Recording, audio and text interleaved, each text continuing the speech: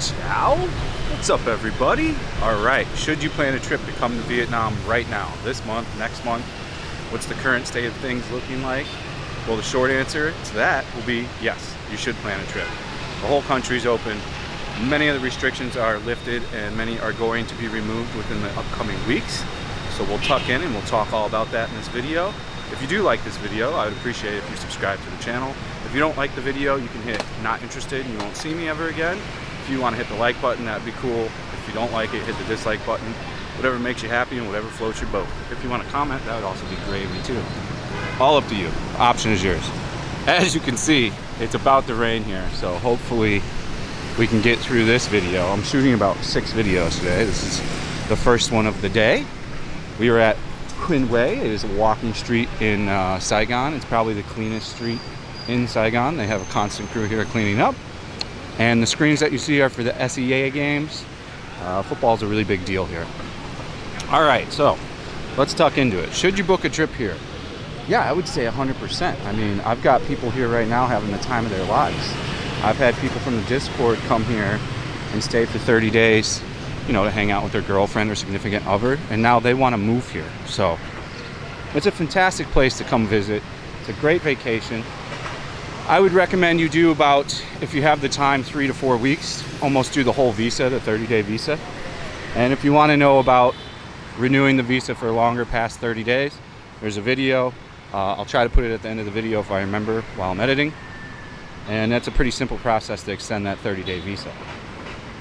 The big thing going around in the news now, and we talked about this on the news update yesterday, is that they are aggressively talking about dropping the testing requirement. So no PCR, no rapid test to get in. From the way it's gone in the past, when the news really writes about this stuff a lot, they kind of already know something from the back end, aka the government.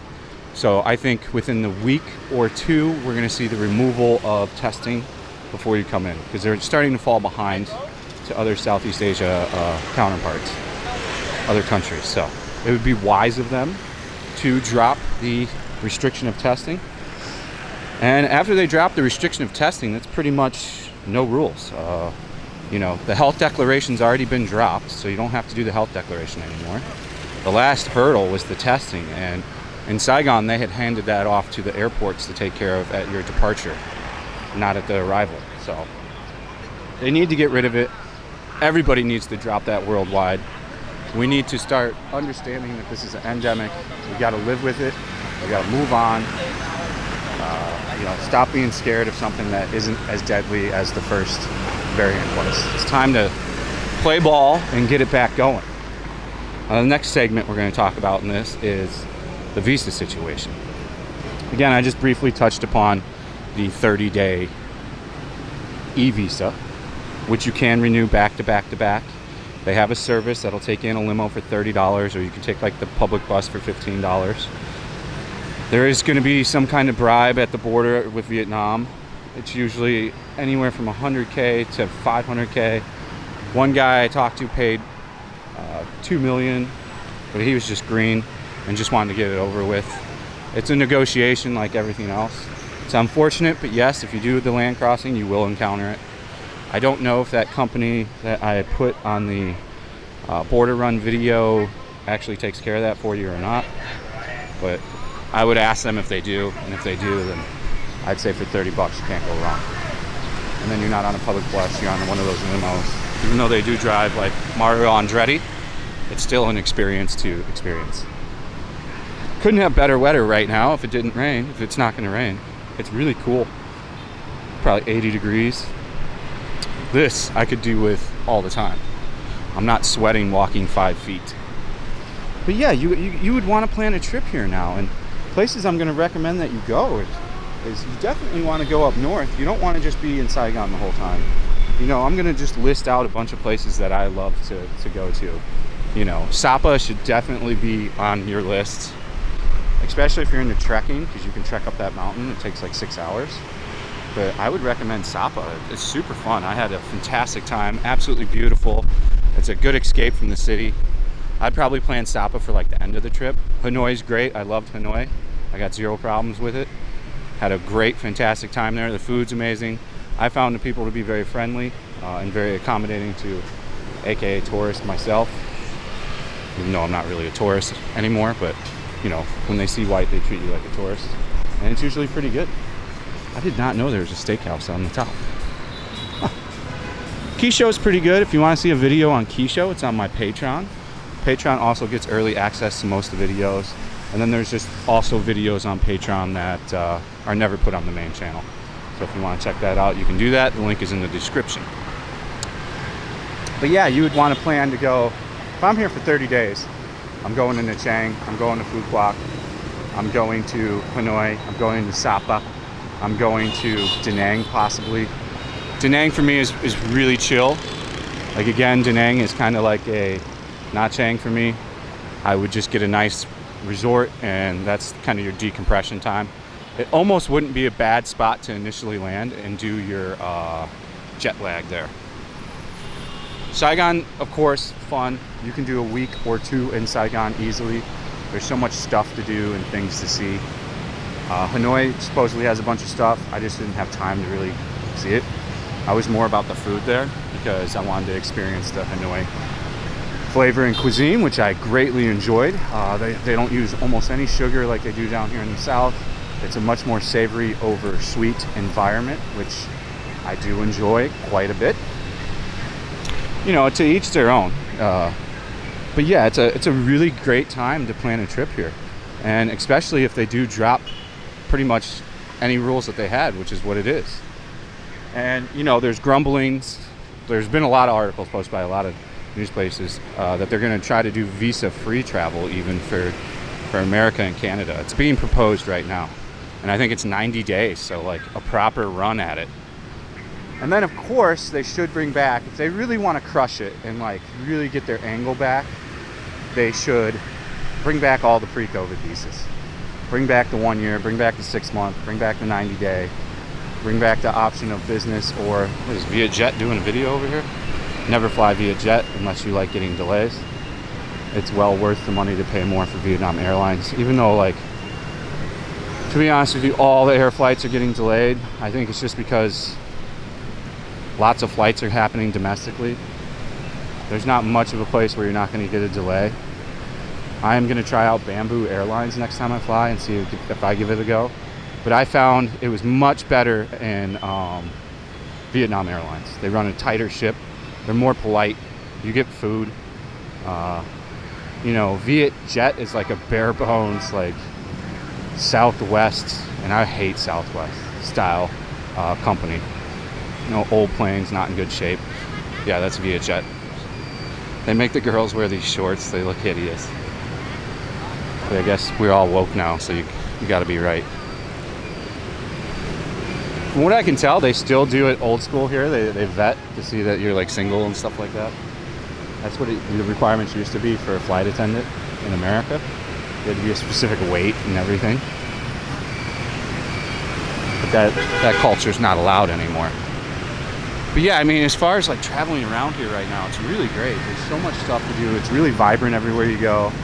It's really alive. Like domestic tourism is just pumping here. Like, oh, they're doing a TikTok dance. They had to actually practice that. He's a little off. It's like almost a wash, wash, wash song. It's like a close, no corona.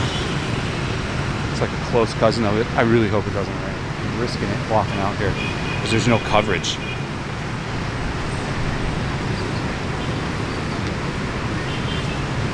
But like I said, you know, in Hanoi and just Sapa, I had such a phenomenal time.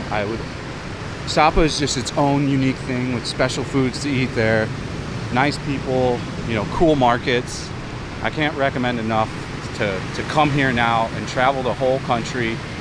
If you're really good on a motorbike, you can drive from here to Hanoi. One guy did it in like a week, just now in the Discord. What's up, buddy, if you're watching? But yeah, you can definitely do moto blogging or moto adventures as long as you're a well-seasoned rider.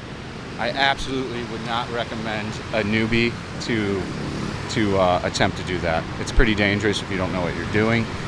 I really want to go over to the park. Let's go over there anyways, even though I don't think it's gonna rain, because if it was gonna rain, it would have already rained. Skies are dark. It's not cracking open that water yet. I do have an umbrella, so we'll be all right. As I said yesterday about these bikes, they're absolutely terrible. If you maybe weigh 50 kg, not a big deal. But for a big guy in the gear it gives you, the one gear, it doesn't work. I'm like 96 kgs now. And it was not fun. I was dying. Because the gear ratio is just not right. They didn't pick a proper one gear for it. It just needs a multiple gear set. I'm sure in the next iterations it will have electric assist and all that stuff. But like I said yesterday, it's already kind of not a thing here anymore. All right, let's cross the street. So this project just got retaken over. They're gonna make it into luxury condo high rises now. I forgot what it's called, and I didn't recognize the company that's doing it. It's not like a Masteries or traffic is thick as thieves right now. It's kind of the beginning of rush hour, but it shouldn't be this bad yet. So now we gotta start the descent. This is way worse than yesterday. Around the same time. Easily done. And that's how you cross the street. Again, you don't really want to mess with cars, buses, trucks, anything like this. I had planned to film on location today, but with the rain, it was too risky. I can't have a whole, take a 45-minute bike ride to a district I haven't been to and then have it rain. So I had other ideas for content, and we're doing it right now. And the other really good things, if you're just looking for a nice vacation where everybody's going to treat you nice and you kind of want to escape the Western ways, people are happy here. They're especially happy to see tourists. Sure, there's grifts and scams, but it's nothing on a crazy level. If you're just conscious of what's going on, you'll be okay. Occasionally a taxi will try to fuck you if you're drunk at night. But you can avoid that stuff if you're smart. Look at a dog over here. No leash. By the highway. Dogs here are usually pretty conscious of traffic. You won't really see them run out in the middle of traffic. They're pretty good at reading it. From what I've experienced and seen.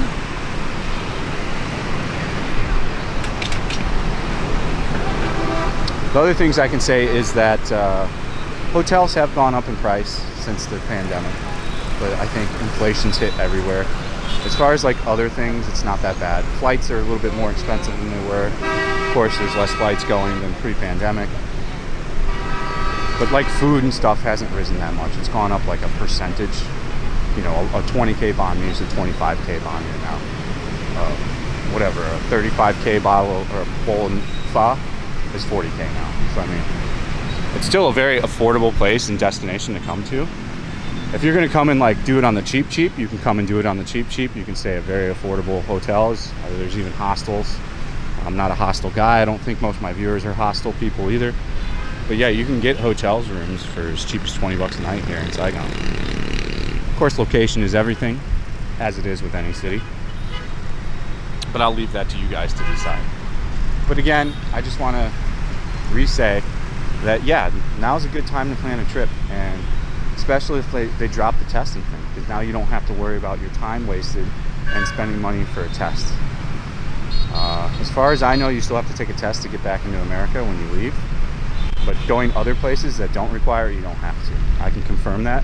Vietnam does not have a requirement that you have to test to leave the country. It's only if the country of origin requires it, and then they'll tell you that at the airport. So, not that big a deal. If you're gonna do like a long stint traveling, like 90 days, you can come here for 30, you can go to Thailand for 30, you can go to Cambodia for 30, Philippines, all that stuff's open and pretty easily able to get into without too many restrictions. So I think the time is now, no more needing to wait. Like I said, I think they're gonna ditch the testing really quick. We're talking within like a week, maybe 2 weeks. And then I think you're gonna see a rollout of those pre-visas. So That's what I wanted to talk about today, guys. I hope you enjoyed the content. If you did, you know what to do. Stay frosty. See you on the next one. Come visit Vietnam. Peace out.